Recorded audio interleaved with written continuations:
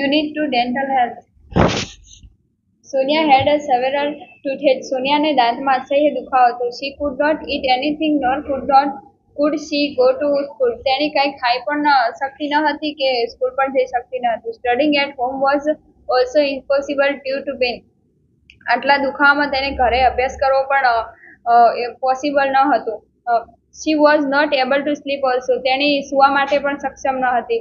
સોનિયા, ઓ માં, ઇટ્સ અનબેરિયેબલ. સોનિયા કહે છે કે અરે માં, આ તો અસહ્ય છે. We must visit a dentist, said her uncle અશોકભાઈ.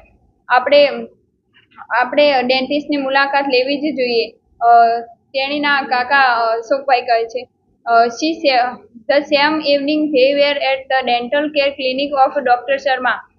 તે જ સાંજે તેઓ ડોક્ટર શર્માના ડેન્ટલ કેર ક્લિનિક પર ગયા.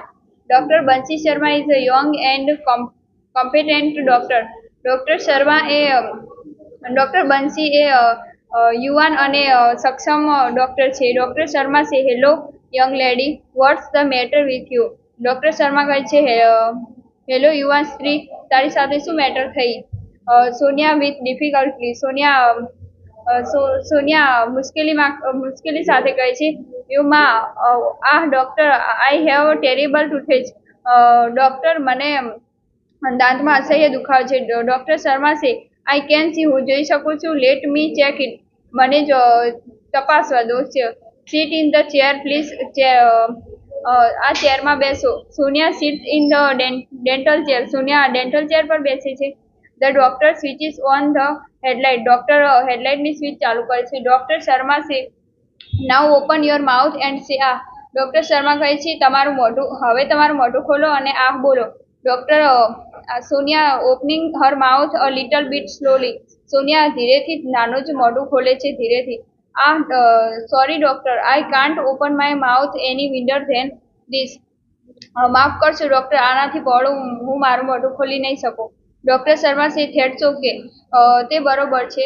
આઈ કેન સી, હું જોઈ શકું છું. I see a black spot on one of your molar. હું જોઈ શકું છું કે તમારી દાઢ પર એક કાળો ડાઘ દેખાય છે. There seems to be a cavity there. ત્યાં તે પોલાણ જણાય છે. અશોકભાઈ સ્ટાર્ટેડ અ કેવિટી. અશોકભાઈ